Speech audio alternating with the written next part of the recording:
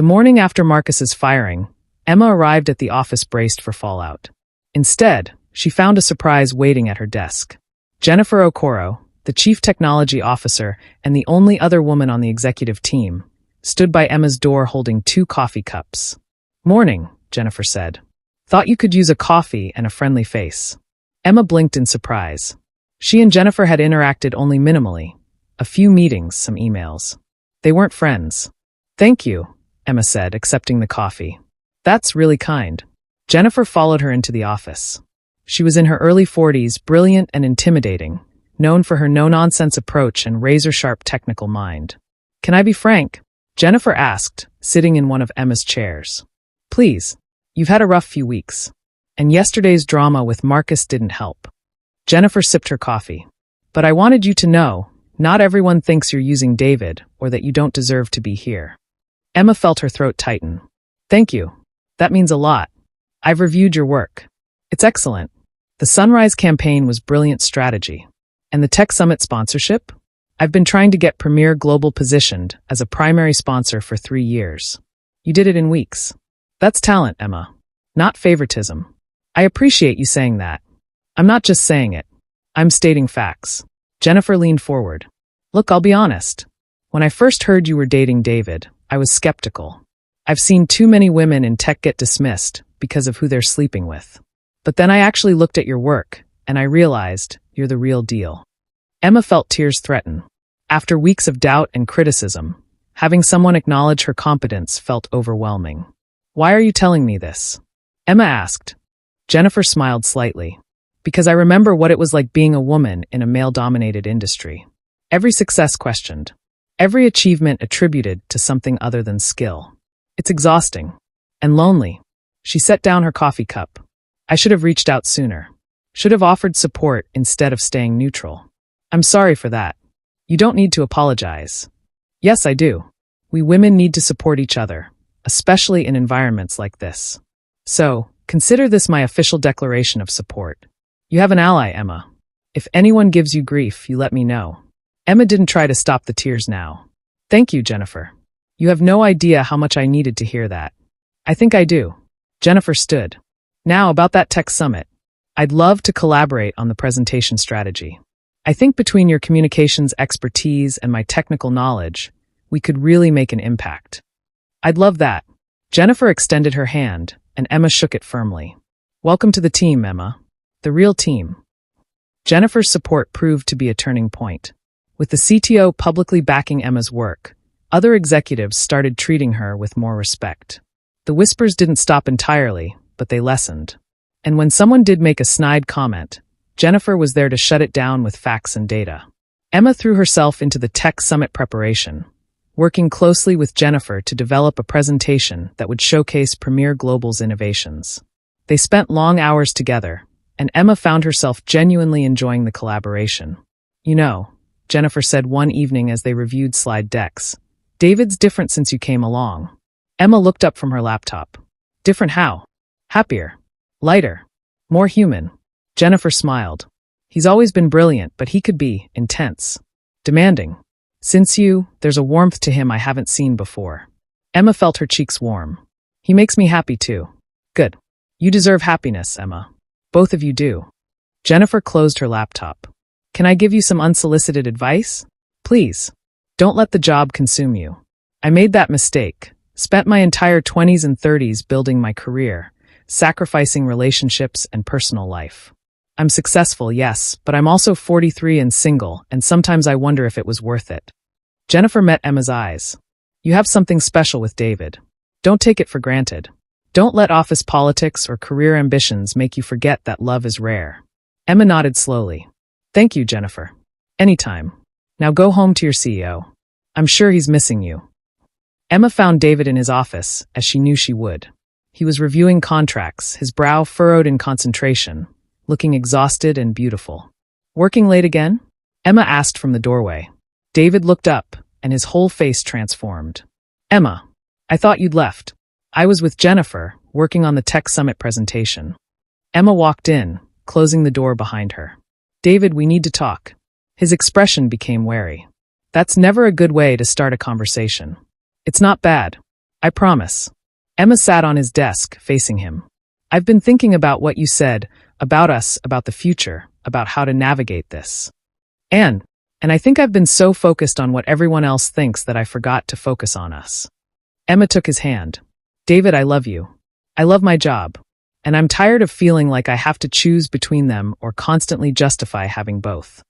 Emma, let me finish. I talked to Jennifer today, and she said something that stuck with me. She said not to let career ambitions make me forget that love is rare. And she's right. What we have is rare, David. It's special. And I've been so busy defending it that I haven't been enjoying it. David stood, pulling her into his arms. What are you saying? I'm saying I want to stop hiding. Stop being afraid. I want to date you properly, not just stolen moments in your office or secret dinners at your place. I want the whole world to know I'm with you and be proud of it. Emma, people will talk. Let them. I don't care anymore. Well, I do. But I care more about you. About us. She cupped his face. I want to go on real dates. Hold your hand in public. Be your girlfriend, openly and proudly. Can we do that? David's eyes were suspiciously bright. Are you sure? I don't want you to regret this. I'm sure. I love you, David Okonkwo. And I'm done apologizing for it. He kissed her then, deep and passionate and full of promise. And when he pulled back, he was smiling, really smiling, the kind of smile that transformed his whole face. Then let's do it properly, he said. Dinner. Tomorrow night. The best restaurant in Lagos. And I'm picking you up at your door like a proper gentleman. Emma laughed. A proper gentleman? Well, a gentleman who's going to thoroughly kiss you goodnight afterwards. But we'll get to that part. I'm looking forward to it. Emma spent an embarrassing amount of time getting ready for their date. Rita came over to help, bringing 3 outfit options and her entire makeup collection. This is ridiculous, Emma said, trying on the 4th dress. I've slept with this man. Why am I nervous about a dinner date? Because this is your first real date. The first time you're going out publicly as a couple. Rita zipped up the red dress. This one. Definitely this one. You look like a bombshell. Emma studied her reflection. The dress was stunning, fitted through the bodice, flowing at the skirt, with a neckline that was elegant but showed enough to be interesting. It's not too much? Emma, you're dating one of the most eligible bachelors in Lagos. There's no such thing as too much. Rita applied lipstick with an expert hand. Now, tell me again where he's taking you. He won't say. Just said to dress up and be ready by 7. Mysterious. I like it. Rita stepped back, admiring her work. You look gorgeous. David's not going to know what hit him. At exactly 7 p.m., Emma's doorbell rang. She opened it to find David in a perfectly tailored navy suit, holding a bouquet of roses. He looked like he'd stepped out of a romance movie, handsome and polished and absolutely perfect. Emma, he breathed, his eyes widening as he took her in. You're stunning. So are you. She accepted the roses, inhaling their sweet scent. Thank you. These are beautiful. Not as beautiful as you. He offered his arm. Ready. Emma grabbed her clutch and took his arm, feeling like she was floating. David's driver waited by a sleek black car. He opened the door for them, and Emma slid inside, David following. Are you going to tell me where we're going? Emma asked as the car pulled away. And ruin the surprise? Never. David took her hand, interlacing their fingers. But I promise you'll love it. They drove through Lagos traffic, and Emma was content to just sit beside David, their hands linked, talking about their days. It felt normal. Natural. Like they'd been doing this for years instead of weeks. The car finally stopped in Victoria Island, in front of an elegant building Emma recognized immediately. La Maison Blanche? She turned to David, eyes wide. David, this is the most exclusive restaurant in Lagos. People wait months for reservations. I know the owner, David said with a small smile. And I may have mentioned that this was a very special occasion. A host led them to a private table on the balcony, overlooking the water. Candles flickered on the table, and fairy lights were strung overhead. It was breathtakingly romantic. David, Emma whispered as he pulled out her chair.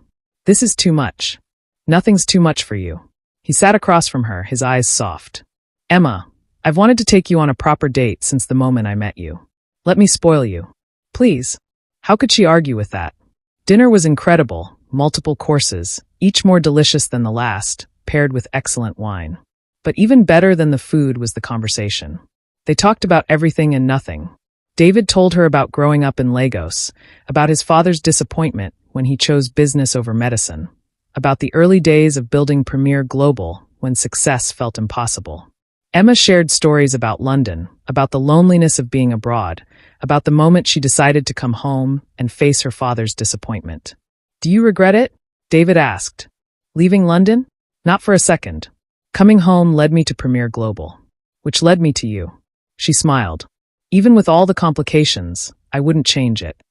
"I'm glad." David reached across the table, taking her hand. "Emma, these past few weeks, despite everything difficult, have been the happiest of my life. Having you, being with you, it's changed everything. For me too." They finished dinner, and David suggested a walk along the water. Emma kicked off her heels, and they strolled hand in hand along the beach, the city lights reflecting on the waves.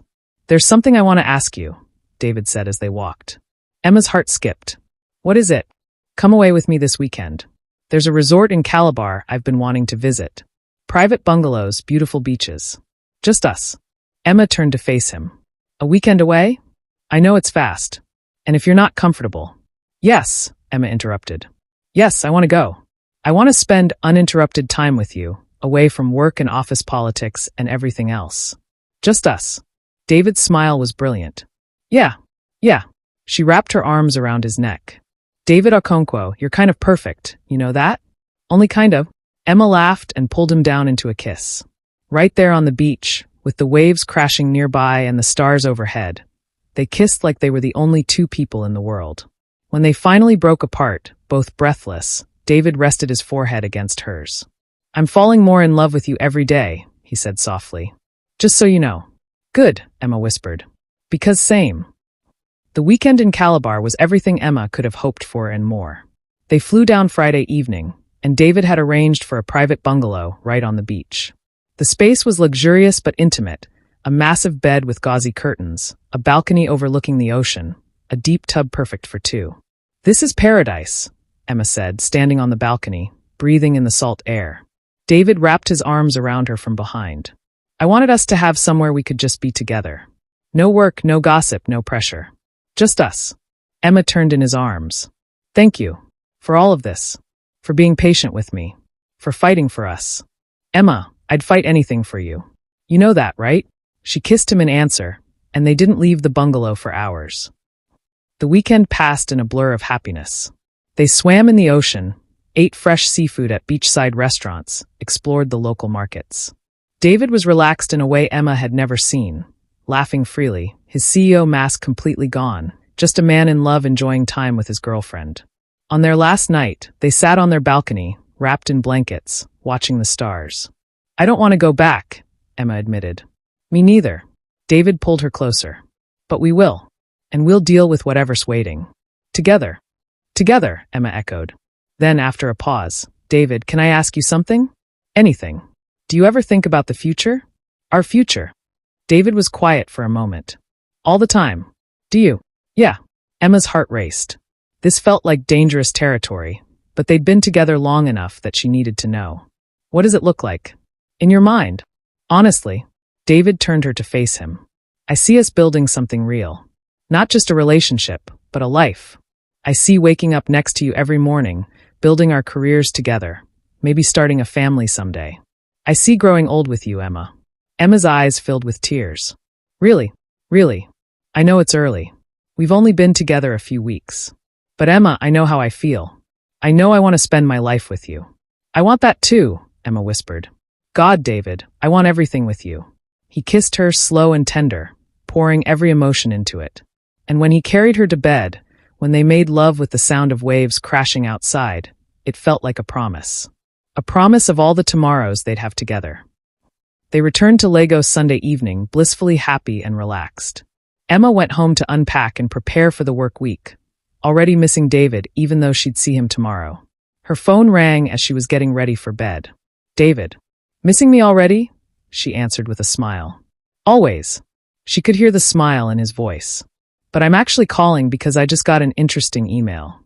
The Tech Summit organizers want to feature Premier Global in a keynote presentation, and they specifically requested you as the speaker." Emma's eyes widened. "Me? David, that's incredible. You deserve it. Your work on the sponsorship, the campaign strategy, they were impressed. This is a huge opportunity, Emma. Thank you, Emma said softly. For believing in me. For giving me this chance. You earned it. I'm just happy I get to watch you shine. They talked for another hour before finally saying goodnight. Emma fell asleep feeling happier than she had in years. Monday morning, she arrived at work early, ready to start preparing for the keynote. But when she got to her floor, she found Jennifer waiting by her office, her expression grim. Emma, we need to talk. Privately. Emma's stomach dropped. What's wrong? They went into Emma's office and Jennifer closed the door. There's a problem, Jennifer said. A big one. Sarah Michaels is back. Emma frowned. Who's Sarah Michaels? David's ex. She was our legal director 2 years ago. Jennifer paused. She and David had a relationship. When it ended, she left the company. Emma felt cold. Marcus mentioned her. Said David pushed her out after they broke up. Marcus is a liar. Sarah left on her own terms for a better position. Jennifer sighed. But Emma, she's back. She's been hired as external legal counsel for the Tech Summit, which means she'll be working closely with Premier Global on the sponsorship. Oh, Emma's mind raced. Does David know? He's meeting with her right now. Emma tried to focus on work, but her mind kept drifting to David's office. To him in a meeting with his ex-girlfriend. She had no right to be jealous. David loved her. He'd proven that repeatedly. But Marcus's words kept echoing in her head. He has a reputation, beautiful women, short attention spans. Stop it, Emma told herself. You trust David. But an hour later, when Jennifer knocked on her door again, Emma knew something was wrong. David wants to see you, Jennifer said quietly. In his office. Emma's heart pounded as she walked to David's office. She knocked, and he called for her to enter. David sat behind his desk, and across from him sat a woman. She was beautiful, tall, elegant, with perfect bone structure and intelligent eyes. She wore a designer suit and exuded confidence. Sarah Michaels. Emma, David said, standing. This is Sarah Michaels, the lead legal counsel for the Tech Summit. Sarah, this is Emma Clark, our communications director. Sarah extended her hand, her smile professional but assessing. It's lovely to meet you, Emma. I've heard wonderful things about your work. Thank you. Emma shook her hand, noting the way Sarah's eyes lingered on David. Welcome back to Premier Global. Thank you. Though technically, I'm not back, just consulting on the summit. Sarah turned to David. David, we should schedule another meeting to discuss the contract terms in detail. Perhaps lunch tomorrow? I'll have my assistant coordinate our calendars, David said neutrally. Perfect. Sarah gathered her briefcase. Emma, I look forward to working with you on the keynote presentation. I'm sure we'll be spending quite a bit of time together in the coming weeks. There was something in her tone, not quite hostile, but definitely pointed, that made Emma's spine stiffen. After Sarah left, Emma turned to David. So that's Sarah? Yes.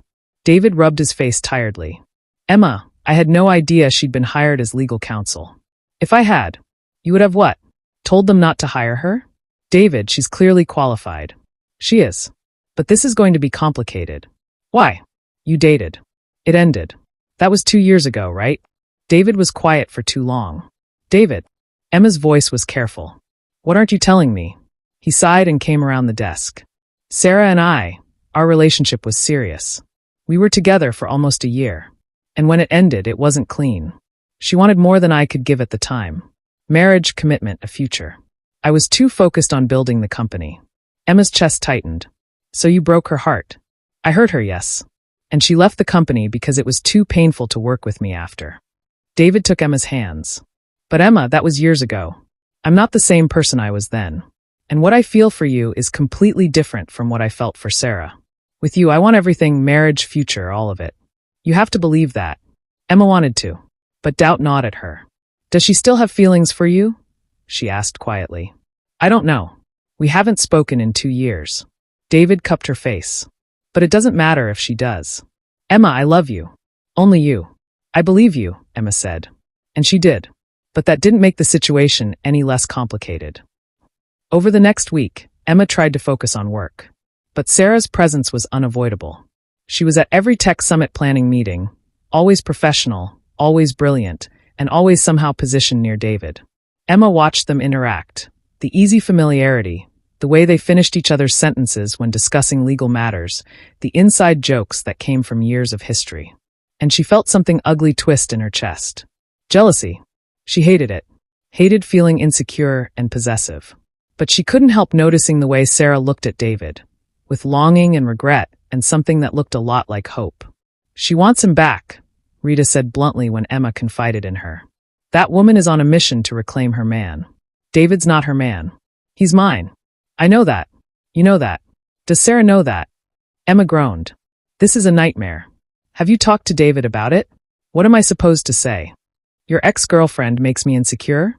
That sounds pathetic. It sounds human, Rita corrected. Emma, you're allowed to have feelings about this. It's a weird situation. But Emma didn't want to be the jealous girlfriend. Didn't want to show weakness or insecurity.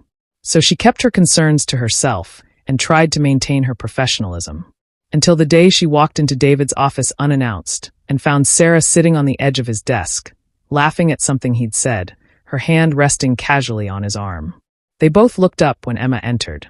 Emma, David said, standing immediately. Sarah's hand fell away, but not before Emma saw the flash of satisfaction in her eyes. I'm sorry, Emma said stiffly. I didn't realize you were in a meeting. We were just finishing up, David said. Sarah was reviewing the summit contracts.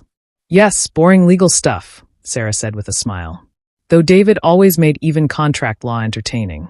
Remember that case in 2022, David? The one with the ridiculous arbitration clause. How could I forget? David smiled slightly. That took us months to resolve. They shared a look, a moment of shared memory, and Emma felt like an outsider in her own relationship. I should go, Emma said. I'll catch up with you later, David. Emma, wait. But she was already leaving, her eyes burning with unshed tears. She made it to the bathroom before breaking down. This was ridiculous. She was being ridiculous. David loved her. He'd chosen her. So why did she feel like she was losing him? A knock on the stall door. Emma? It's Jennifer. I saw you run in here. Are you okay? Emma wiped her eyes and opened the door. I'm fine. Jennifer gave her a look. You're clearly not fine. What happened? And Emma told her. About Sarah, about the jealousy, about feeling inadequate compared to David's beautiful, accomplished ex. Jennifer listened without judgment, then said, Emma, can I tell you something about Sarah and David's relationship?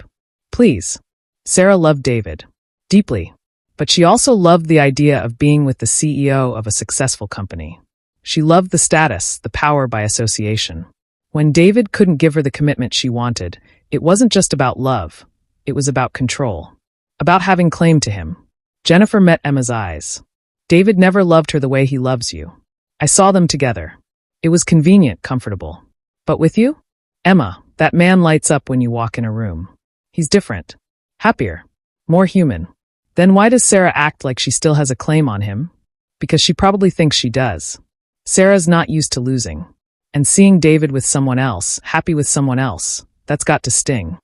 Jennifer squeezed Emma's shoulder. But here's what you need to understand. David chose you. Not Sarah. You. Don't let her manipulate you into doubting that. Emma took a shaky breath. You're right. Thank you, Jennifer. Anytime. Now fix your makeup and go back to being the badass communications director who doesn't let anyone make her doubt herself. That evening, Emma went to David's penthouse. She'd been avoiding being alone with him since the incident in his office, but they needed to talk. David opened the door, his face flooding with relief. Emma, thank God. I've been texting you all afternoon. I needed to think. Emma walked inside. David, we need to talk about Sarah. His expression became pained. I know. Emma, I'm sorry. I should have been more careful about boundaries. Why was her hand on your arm? What? In your office. When I walked in. Her hand was on your arm, and you two were laughing like you used to be together. Emma's voice cracked. David, I watched you with her this week, and I see the history there. The familiarity. And I can't help wondering if maybe Marcus was right. If maybe you do have a pattern, and I'm just the next Sarah. David looked like she'd slapped him. Emma, no. That's not. How do I know? Tears streamed down Emma's face now. How do I know that in a year or two, you won't get bored with me too? Won't push me out the way you pushed her out? I didn't push Sarah out, David said firmly. She left on her own because I couldn't give her what she wanted. And Emma, you want to know why? Because I didn't love her enough. I cared about her, yes. But I wasn't in love with her. Not the way I'm in love with you. How can you be sure? David crossed to her, taking her face in his hands. Because with Sarah, I always had one foot out the door. I never let her fully in. I kept parts of myself separate, protected. But with you, Emma, I'm all in. Completely, terrifyingly in. You know me in ways Sarah never did. You've seen my vulnerabilities, my fears, my dreams. I've never been this open with anyone. David. And yes, Sarah touching my arm was inappropriate. I should have moved away immediately. I didn't because I was trying to be professional, and that was wrong. I'm sorry. He pressed his forehead to hers. But Emma, please believe me. Sarah is my past. You're my future. And there is no comparison between what I felt for her and what I feel for you. Emma wanted to believe him. But the doubt was still there, a shadow she couldn't shake. Prove it, she whispered. What? Prove you choose me. Set boundaries with Sarah.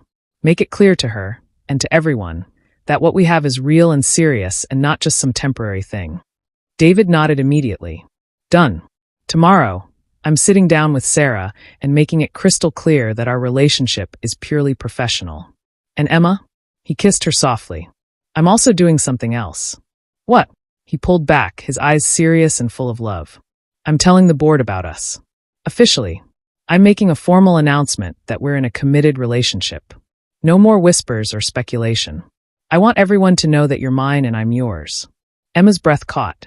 David, that could affect your position. The board might. I don't care. Emma, you're more important than any board position. And I want the world to know it. Fresh tears spilled down Emma's cheeks, but this time they were happy tears. I love you. God, David, I love you so much. I love you too. More than anything. He kissed her again, deeper this time. Now, can we please stop fighting? Because I've missed you terribly this week. Emma laughed through her tears. I've missed you too. They spent the rest of the evening tangled together, reconnecting, reaffirming everything they meant to each other.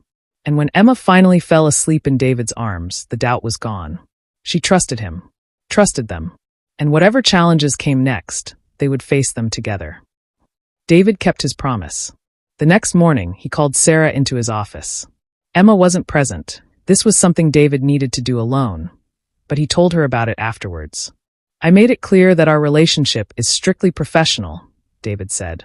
That I'm in a committed relationship with you, and any boundary crossing on her part is inappropriate and won't be tolerated. How did she take it? Emma asked.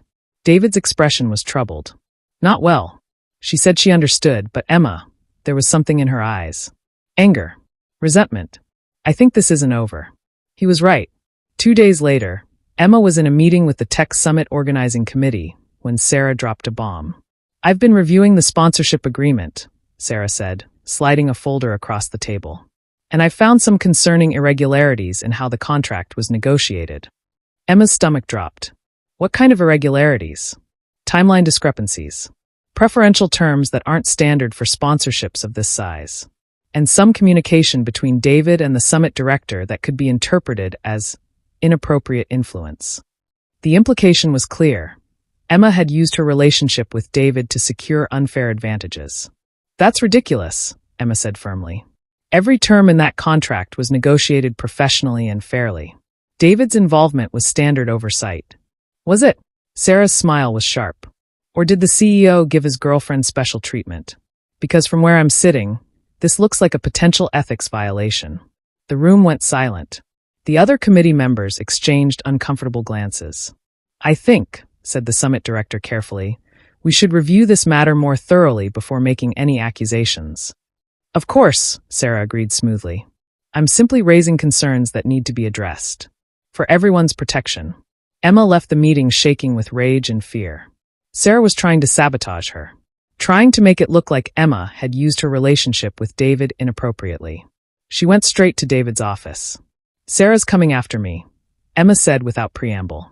She explained what happened in the meeting, watching David's expression grow darker with every word. That's bullshit, David said when she finished. Emma, every negotiation you conducted was by the book. I can prove it. Can you? David, if this becomes a formal investigation, every email, every conversation will be scrutinized. People will be looking for evidence of impropriety. Then they won't find any. Because there isn't any. David stood, pacing. Emma, Sarah's doing this to hurt you. To hurt us. She's weaponizing our relationship. And it's working. Emma sank into a chair.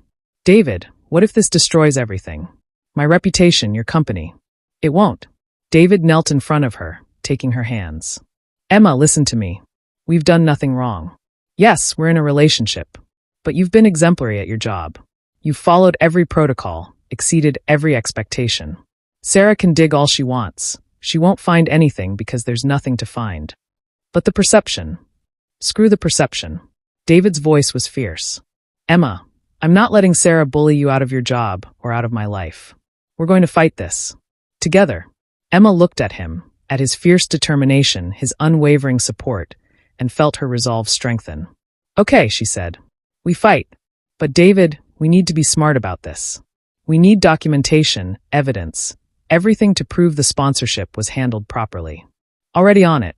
I'm having my assistant pull every email, every meeting note, every communication related to the Tech Summit sponsorship. We'll have a complete paper trail by end of day. And Sarah? David's jaw clenched. Sarah's contract with the Tech Summit is being terminated. I'm calling the director now. David, you can't. Yes, I can. Sarah's not raising legitimate legal concerns. She's harassing an employee and making baseless accusations. That's grounds for termination of her consulting agreement. He stood. Emma, I told you I would protect you. I meant it. The next few days were intense. David and Emma compiled exhaustive documentation proving every aspect of the Tech Summit sponsorship had been handled properly. Mrs. Adeyemi conducted an internal review and found no evidence of ethical violations. Jennifer wrote a strongly worded statement supporting Emma's professionalism. Sarah's contract was terminated, and she was banned from Premier Global's offices. But the damage was done. Word had spread about Sarah's accusations. The gossip reached a fever pitch. Emma walked through the office feeling eyes on her constantly. Some people were supportive. Others clearly believed Sarah's insinuations. It was exhausting. I'm so tired, Emma admitted to Rita over drinks. Tired of defending myself. Tired of proving I deserve to be here. Tired of feeling like my relationship is a liability. What are you saying? Rita asked carefully. I don't know. Emma stared into her wine glass. Maybe Marcus and Sarah are right. Maybe I can't have both, the career and the relationship. Maybe I need to choose. Emma Clark, don't you dare. Rita grabbed her hand. You've worked too hard, fought too long to give up now. Sarah's a bitter ex trying to cause trouble. Marcus was an asshole. Don't let them win. But what if they're not wrong? What if being with David really does compromise my professional integrity? Then every woman in a relationship with a colleague would have to quit. Emma, you're not doing anything wrong. You're just living your life and loving someone. That's not a crime. Emma wanted to believe her. But the constant scrutiny, the never-ending justification, it was wearing her down. That evening, Emma went to David's penthouse. He was working from home, and when she arrived, she found him on the phone, his voice tight with frustration. I don't care what the board thinks, he was saying. Emma Clark is the best communications director this company has ever had, and I won't accept any suggestion otherwise. Yes, I'm aware of the optics. No, I'm not ending my relationship to appease conservative board members. Emma's heart sank. The board was pressuring David about their relationship. When he hung up, she said quietly, that sounded intense. David turned, his expression pained. Emma, how long have you been standing there? Long enough. David, the board wants you to end things with me? He ran a hand over his face. Some members have concerns. About the ethics situation, the gossip, how it reflects on the company. And I told them to mind their own business. David crossed to her. Emma, my personal life is not up for board approval. They hired me to run this company, and I'm doing that brilliantly. Who I date is irrelevant. Is it? David, if the board loses confidence in you because of me, then that's their problem, not ours. Emma looked at him, at this man who'd fought so hard for her, who'd defended her at every turn, who'd put everything on the line for their relationship. And she realized something. She was tired of being defended, tired of being the problem that needed solving. She wanted to be the solution. David, she said slowly, what if we went public? Not just with the company, but with everyone. A statement to the press, interviews, complete transparency about our relationship. David blinked. Emma, that would invite even more scrutiny. Or it would take away the mystery. The thing about gossip is that it thrives in shadows. But if we're completely open about who we are and what we mean to each other, if we show everyone that we're serious and committed and doing everything ethically, maybe the gossip loses its power. David studied her. That's a big risk. I know. But David, I'm tired of hiding. Tired of apologizing. I love you. I'm proud to be with you. And I want the world to know it.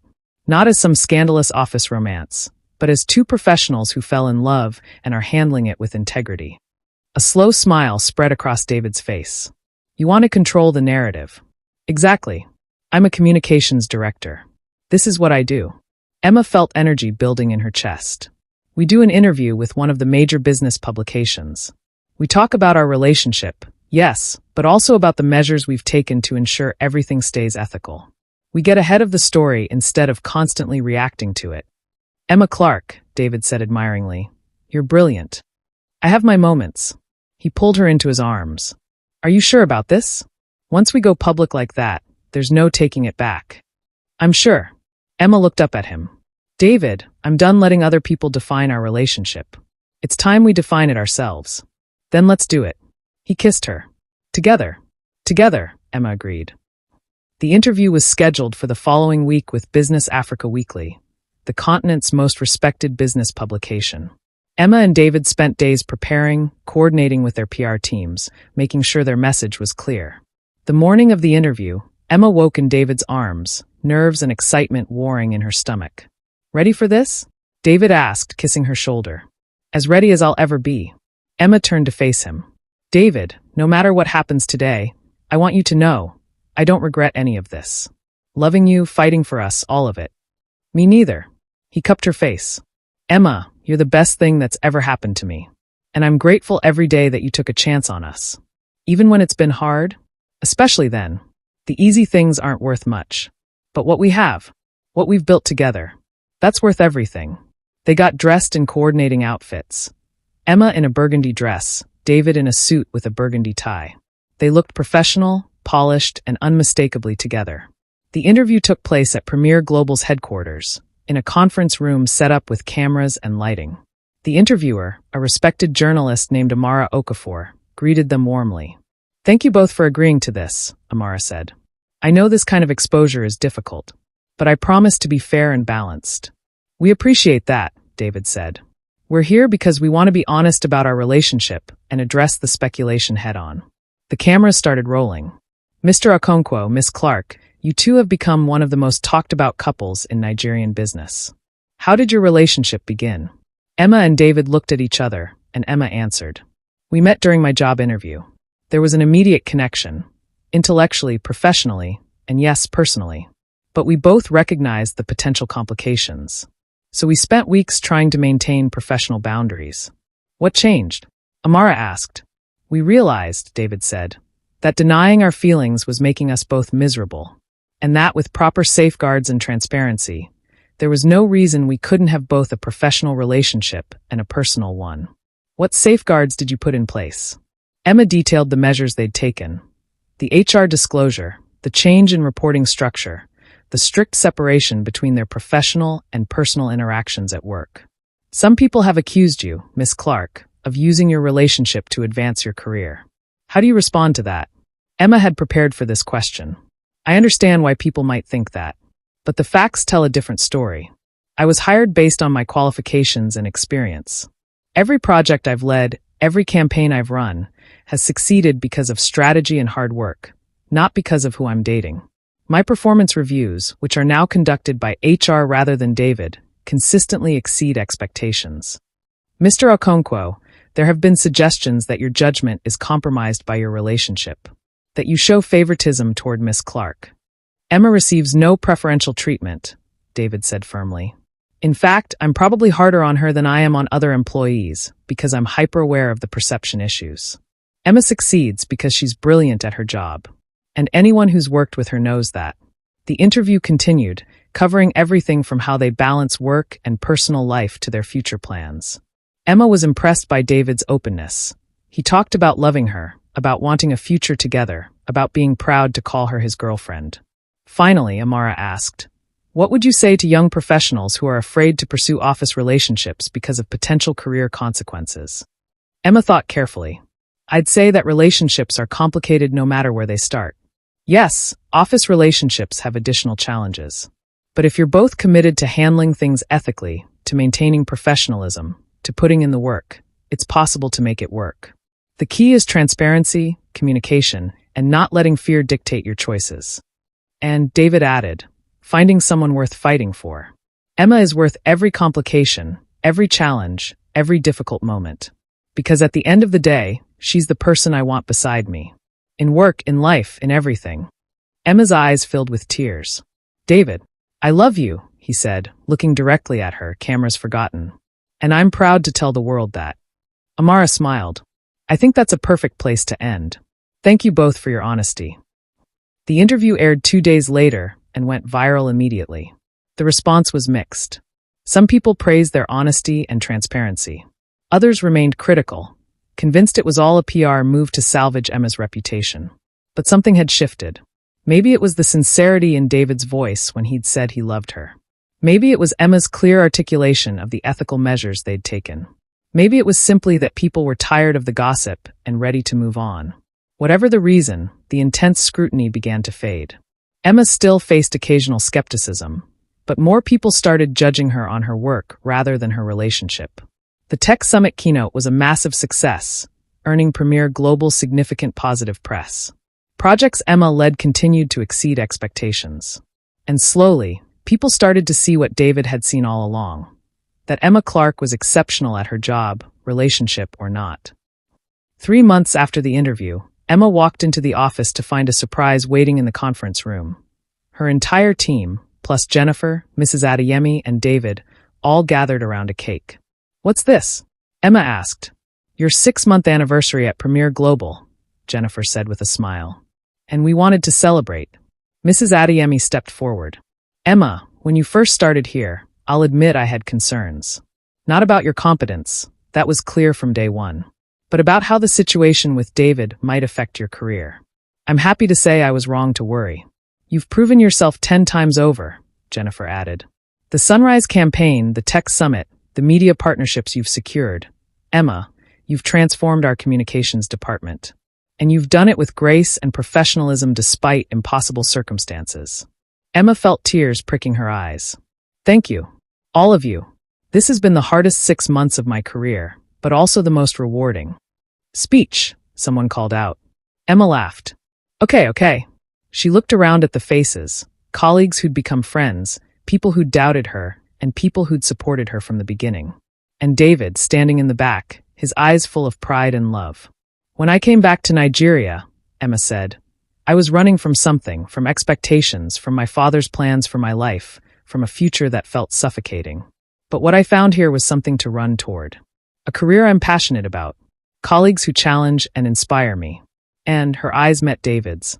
Love I never expected but can't imagine living without. David smiled, and Emma felt her heart swell. These 6 months have taught me something important. You can't control what people think of you. You can only control your actions and your integrity.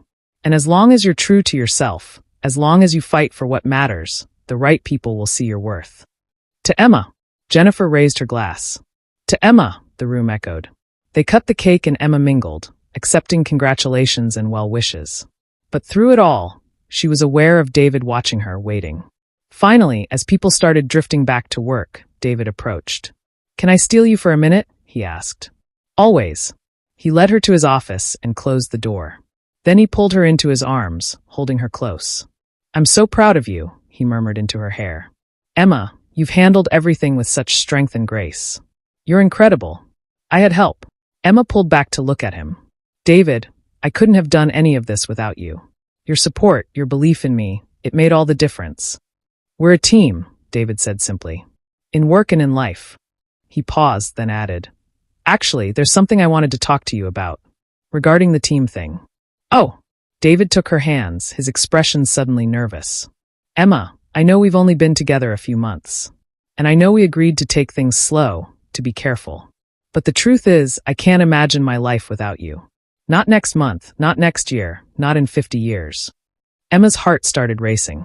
David, let me finish. He smiled nervously. I'm not proposing. Not yet. I want to do that properly, with a ring and a plan, and the whole romantic gesture you deserve. But Emma, I need you to know, you're it for me. You're my partner, my best friend, the person I want to build a life with. And when the time is right, I'm going to ask you to marry me. I just wanted to give you fair warning. Emma laughed through happy tears. Fair warning. So you have time to prepare your answer. I'm hoping for a yes, but... Emma kissed him, cutting off his words. When she pulled back, she was smiling. The answer's yes. Obviously yes. David, I love you. And I want everything with you, marriage, future, all of it. Yeah. His smile was brilliant. Yeah. He kissed her again, deep and passionate and full of promise. And Emma thought about how far they'd come. From that first interview, through weeks of denial, through gossip and challenges and Sarah's sabotage.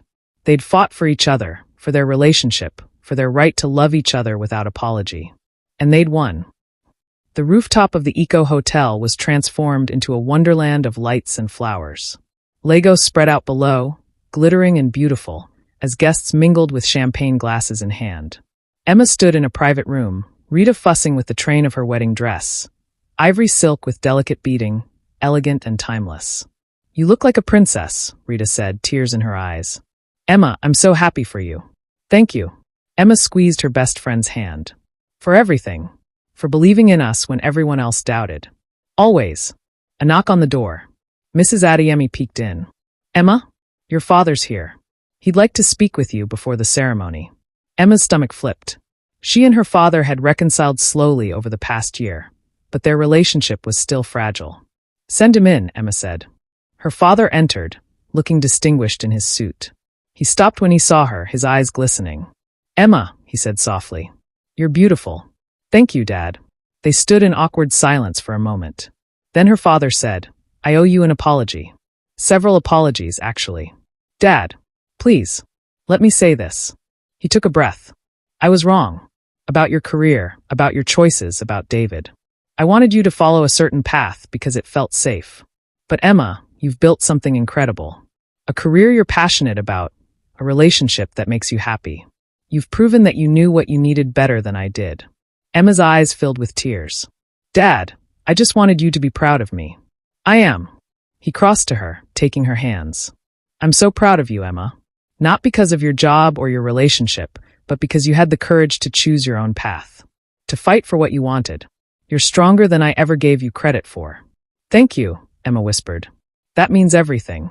Now, her father offered his arm. Are you ready to marry this man? Because from what I've seen, he loves you almost as much as I do. Emma laughed. I'm ready. The ceremony was intimate. Family and close friends gathered on the rooftop as the sun set over Lagos. Jennifer was Emma's maid of honor. David's best friend from university stood as his best man. But as Emma walked down the aisle on her father's arm, she only had eyes for David. He stood at the altar in a perfectly tailored tuxedo, and when he saw her, his expression transformed. Love, awe, joy, it was all there, written across his face for everyone to see. Her father placed her hand in David's, and Emma felt the rightness of it. This man, this moment, everything they'd fought for had led to this. You're stunning, David whispered as she reached him. Emma, you take my breath away. Right back at you, Emma whispered. The officiant began the ceremony, but Emma barely heard the words. She was too focused on David, on his warm hands holding hers, on his eyes that never left her face, on the way he mouthed, I love you, when he thought no one was looking. When it came time for vows, David spoke first. Emma, when I met you, I thought I had my life figured out. I had my career, my company, my 5-year plan. But you showed me that life isn't about plans or control. It's about taking risks. It's about fighting for what matters. It's about love. His voice grew husky with emotion. You challenged me to be better. To be braver, to believe that I could have both professional success and personal happiness. And Emma, you were right. Because standing here, marrying you, I've never been more successful or more happy. Tears streamed down Emma's face as David continued. I promise to support your dreams as fiercely as you've supported mine. To be your partner in every sense of the word. To love you not just when it's easy, but especially when it's hard. Emma Clark, you're my best friend, my love, my home. And I promise to spend every day of our life together making you as happy as you make me. Emma wiped her eyes, then took a breath to speak her own vows. David, I came back to Nigeria looking for a career. Instead, I found you. And you've given me so much more than I ever dreamed of, not just a job I love, but a partnership I cherish. A love I never thought possible. She squeezed his hands. You believed in me when I doubted myself. You fought for us when everyone said we couldn't work. You showed me that love doesn't mean compromising who you are. It means finding someone who helps you become more of yourself. David Okonkwo, you're my partner in every way. You challenge me, support me, make me laugh, make me think. And I promise to do the same for you. To stand beside you through every success and every challenge. To build a life with you that's even better than anything we could build alone. Her voice broke with happy tears. I love you. Today, tomorrow, always. You may now kiss the bride, the officiant said with a smile. David pulled Emma into his arms and kissed her as their friends and family erupted into applause. And Emma felt joy bubble up inside her, pure, uncomplicated joy. They'd made it. Through gossip and challenges, through doubt and fear, through Sarah's sabotage and Marcus's hostility. They'd fought for their love, for their right to be together, for their future. And they'd won. At the reception, Emma and David had their first dance to a soulful Nigerian love song. He held her close, and Emma rested her head on his shoulder, feeling perfectly content. Happy, David murmured. Incredibly. Emma looked up at him. You. More than I ever thought possible. He kissed her softly. Mrs. Okonkwo. Emma smiled. She'd kept her last name professionally. Emma Clark would remain her work identity. But hearing David call her Mrs. Okonkwo still made her heart flutter. Mr. Okonkwo, she replied. They danced, and Emma saw Rita dancing with Jennifer, both of them grinning. Saw her father laughing with David's parents. Saw colleagues from Premier Global celebrating with genuine happiness. This was her life now. Messy and complicated and absolutely perfect. Later, during the toasts, Jennifer stood and raised her glass. When Emma first joined Premier Global, Jennifer said, I'll admit I was skeptical about her relationship with David. I'd seen too many talented women derailed by office romances. But Emma and David proved me wrong. She smiled at them. They showed me that love and professionalism aren't mutually exclusive. That you can build a strong career and a strong relationship simultaneously. That integrity, transparency, and hard work can overcome any obstacle. Emma, you've become not just a colleague but a friend. David, you've been transformed by loving her, in all the best ways. Jennifer raised her glass higher. To Emma and David, may your marriage be as strong as your partnership. May you continue to challenge each other, support each other, and love each other with the same intensity you've shown from the beginning. To love and partnership. To love and partnership, the room echoed. Emma clinked her glass against David's, and they drank, their eyes locked on each other. As the night wore on, Emma found herself on the balcony, taking a moment to breathe. The party continued inside, music, laughter, celebration. But she needed a quiet moment to take it all in. There you are, David said, stepping outside to join her. Hiding from your own wedding reception? Just taking a moment. Emma leaned into him as he wrapped his arms around her from behind. Remembering. Remembering what? That night. 3 months after I started at Premier Global.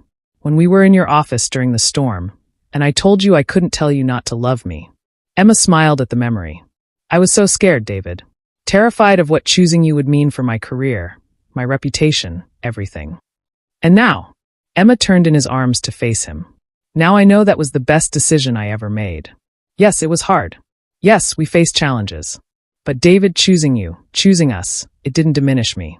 It made me stronger, braver, better. You did that yourself, David said softly. Emma, you're the one who refused to be intimidated, who fought for your place at Premier Global, who turned every challenge into an opportunity to prove your worth. I just had the privilege of watching you shine. We did it together, Emma insisted.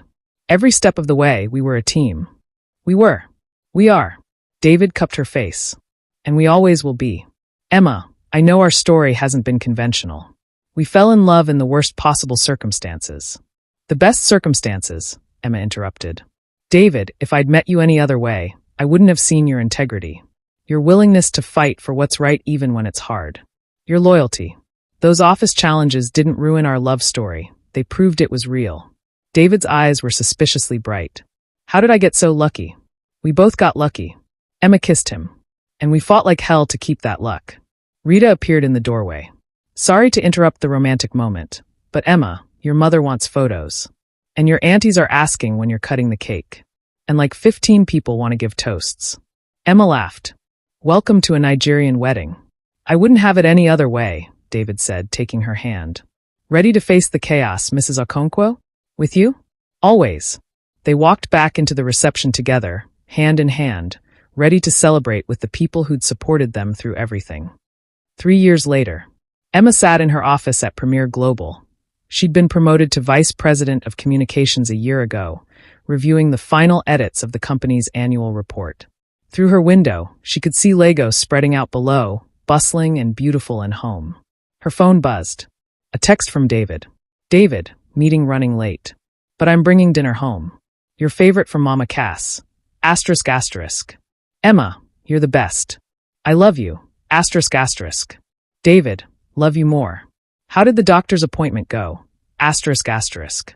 Emma's hand moved to her stomach, still flat, but not for much longer. Emma, good.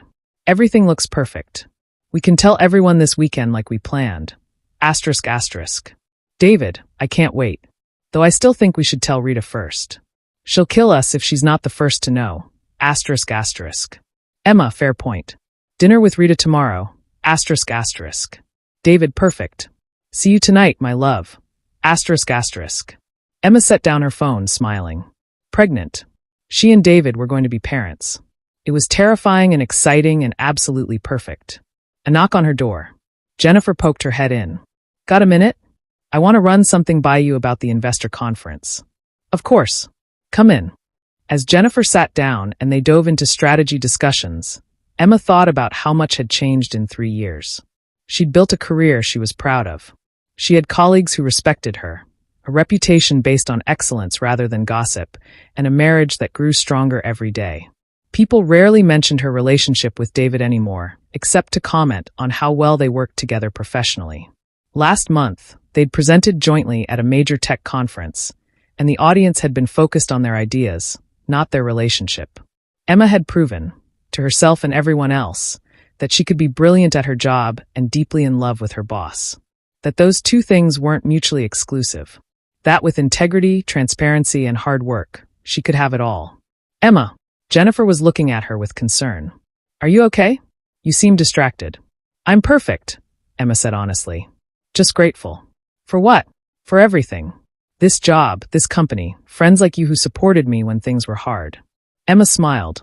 For taking a chance 3 years ago and not letting fear control my decisions. Jennifer studied her for a moment, then smiled knowingly. You're pregnant. Emma's eyes widened. How did you? You have that glow. And you just turned down coffee for the 3rd time this week. Jennifer grinned. Congratulations, Emma. Does David know? We just found out. We're telling family this weekend. I'm honored you consider me family. Jennifer stood and hugged her. Emma, you and David are going to be amazing parents. That kid is going to be so lucky. Thank you, Emma said, hugging her back. For everything, Jennifer.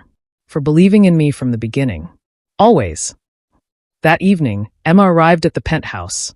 They'd moved into a larger place last year, anticipating the family they wanted to build. To find David in the kitchen, setting out containers of jollof rice, plantains, and grilled chicken from Mama Cass. There's my beautiful wife, he said, pulling her into his arms for a proper kiss. How was your day? Productive. Jennifer figured out I'm pregnant. David laughed. I'm not surprised. Jennifer's perceptive. Did you swear her to secrecy? She promised not to tell anyone. Emma sat at the counter as David plated their food. David, can you believe we're going to be parents? Honestly? No. It feels surreal. He set her plate in front of her and cupped her face. But Emma, I can't wait. Building a family with you, watching you become a mother, raising a child who'll have your intelligence and strength. It's everything I've ever wanted. What if I'm terrible at it? Emma voiced her deepest fear. What if I can't balance being a mother and being VP of communications? What if I have to choose? Then we'll figure it out. Together. David sat beside her. Emma, you've never been someone who accepts false choices. You didn't let anyone tell you that you couldn't be with me and have a successful career. You fought for both. And you won. Why would this be any different? Because a baby is more complicated than a relationship. True. But Emma, you have an amazing support system. Me, Rita, Jennifer, your family. And Premier Global has excellent parental leave policies. I know because I approved them. He smiled. We're going to make this work. Just like we've made everything else work. Emma leaned her head on his shoulder. I love you. Have I mentioned that today? Once or twice. But I never get tired of hearing it. David kissed the top of her head. I love you too, Emma. More than I ever thought it was possible to love someone. They ate dinner together, talking about baby names and nursery colors, and how they'd tell their families. And Emma felt that same contentment she'd felt on their wedding day. The sense of absolute rightness. This was her life. Messy and complicated and challenging and absolutely, perfectly hers. Emma stood in front of the bathroom mirror, her hand on her very round belly, feeling their daughter kick. Are you sure about this? David asked from the doorway. He wore his tuxedo. They were heading to the annual Tech Summit Gala, where Emma would be receiving the Communications Excellence Award. I'm sure, Emma said. David, I've worked for this award for years. I'm not missing it just because I'm 8 months pregnant. I'm not saying you should miss it. I'm saying maybe we should sit closer to the exits. In case, you go into labor. Emma laughed. The baby's not due for another month. We're fine. Famous last words, David muttered, but he was smiling. At the gala, Emma waddled. There was no other word for it, through the crowd, accepting congratulations on both her pregnancy and her award. Rita was there, of course, as was Jennifer and most of the premier global executive team. When Emma's name was called for the award, David helped her up to the stage. The audience applauded as she approached the podium, award in hand. Thank you, Emma said, slightly breathless. Everything made her breathless these days. This award means the world to me. Not just because it recognizes my work, but because it represents a journey. She looked out at the audience. 4 years ago, I returned to Nigeria with something to prove. I wanted to show that I could build a successful career on my own terms. I wanted to demonstrate that being a woman in business, being in a relationship with my boss, being ambitious and in love, that none of those things were mutually exclusive. Emma's hand moved to her belly. It hasn't been easy. I've faced skepticism, gossip, people who questioned my competence and my integrity. But I had something they didn't expect, unwavering belief in myself, and an incredible support system that refused to let me fail. She found David in the crowd, his eyes locked on hers. My husband, David, taught me that love isn't a weakness or a distraction. It's a source of strength.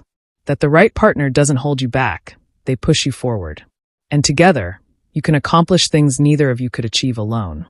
So this award isn't just mine. It belongs to everyone who believed in me, who fought for me, who refused to accept the false choice between professional success and personal happiness. Emma raised the award. And it belongs to every young woman who's been told she has to choose. You don't. You can have it all. You just have to be brave enough to fight for it. The audience erupted in applause. David was on his feet, clapping, his face full of pride and love. Emma made her way off the stage, and David met her at the stairs. That was perfect, he said, kissing her. Emma, I'm so. He stopped. Emma had gripped his arm, her face suddenly pale. David. Yes. Remember how you wanted to sit near the exits? Yes. That was excellent planning. Emma's voice was tight. Because I think my water just broke. David's eyes went wide. What? Now? But you said. I know what I said. Emma gasped as a contraction hit. Apparently our daughter has her own timeline. Okay. David shifted into crisis mode. Rita. Jennifer. We need to get to the hospital. Now. The next hour was chaos. David rushing Emma to the car, Rita calling ahead to the hospital, Jennifer coordinating with their families. Emma spent the entire drive breathing through contractions and cursing David for getting her pregnant in the first place. You're never touching me again, she panted as another contraction hit. You said that last time, David said, holding her hand tightly. I mean it this time. Sure you do, my love. 8 hours later, as the sun rose over Lagos, Emma held their daughter in her arms. She was perfect, tiny and pink and squalling, with a full head of dark hair. She's beautiful, David whispered, his voice choked with emotion. Emma, she's perfect. She is, Emma agreed, tears streaming down her face. She looked up at her husband, at the man who'd fought for her, believed in her, loved her through everything. We made a person, David. We did. He kissed Emma's forehead, then their daughter's. And she's going to be as brilliant and strong and stubborn as her mother. And as kind and loyal and annoyingly perfect as her father, Emma added. Rita and Jennifer were allowed in first, both of them crying as they met the baby. She's gorgeous, Rita said. What's her name? Emma and David exchanged a look. They'd debated names for months. Hope, Emma said softly. Her name is Hope. Hope Okonkwo. Because that's what their daughter represented. Hope for the future. Hope that love could conquer any obstacle. Hope that the next generation of women wouldn't have to fight as hard for the right to have both career and family. Hope, David repeated, testing the name. It's perfect. Emma sat in the conference room at Premier Global, leading a strategy meeting for the company's expansion into West African markets. Hope, now 5 years old, sat in the corner with her tablet, wearing a tiny version of Emma's business suit, working on her own presentations. Mommy, I finished my slides, Hope announced. The room chuckled and Emma smiled. That's wonderful, sweetheart. Can you show everyone? Hope proudly displayed her tablet, which showed a drawing of their family. Emma, David, Hope, and their 2-year-old son, Daniel, all smiling. This is my family, Hope explained seriously. Mommy is a boss. Daddy is a boss. And I'm going to be a boss too when I grow up. I have no doubt, Jennifer said with a laugh. The meeting continued, and afterward, Emma packed up to go home. David met her in the hallway. He'd been in back-to-back board meetings all day. There are my 2 favorite ladies, he said, scooping Hope into his arms. She giggled and kissed his cheek. Daddy, I made a presentation like Mommy. Did you? I can't wait to see it. He looked at Emma over their daughter's head. Ready to go home? More than ready. Emma took his free hand. We're picking up Daniel from your mother's, right? She's already fed him, so we just need to grab him and go. David kissed Emma's cheek. Thank you. For what? For this life. For our family. For being brave enough to fight for us when it would have been easier to walk away. Emma squeezed his hand. David, you were always worth fighting for. We were worth fighting for. They walked out of Premier Global together. A family, a team, a partnership that had survived gossip and doubt and every obstacle thrown at them. Because that's what love did. It fought. It endured. It transformed everything it touched. And Emma Clark Okonkwo, brilliant communications executive, devoted wife, mother of 2, and woman who'd refused to accept false choices, knew that her greatest success wasn't the awards or the career achievements. It was this. Walking out of the office hand in hand with the man she loved, with their daughter chattering between them, heading home to pick up their son. It was choosing love and career, ambition and family, professional success and personal happiness. It was refusing to be told she couldn't have it all, and proving every single day that she could. So that's the story of Emma and David, of 2 people who fell in love in the most complicated circumstances and refused to let anything, not office gossip, not professional concerns, not bitter exes or skeptical colleagues, destroy what they'd found. It wasn't easy. Love never is. But it was worth it, because sometimes the best things in life are the ones you have to fight for. Sometimes, the most rewarding success is proving that you don't have to choose between your dreams and your heart. Sometimes, all it takes is one person brave enough to say, "Tell me not to love you," and another person brave enough to answer, "I can't." The end. What did you think of Emma and David's story? Would you fight for love the way they did? Drop a comment below and let me know. And if you want more stories about love, ambition, and refusing to settle for less than you deserve, make sure to subscribe and hit that notification bell. Because there are so many more stories to tell. Until next time, keep fighting for what matters. Keep believing in yourself. And never, ever let anyone tell you that you can't have it all. You can. You just have to be brave enough to reach for it. Thanks for watching. Kisses.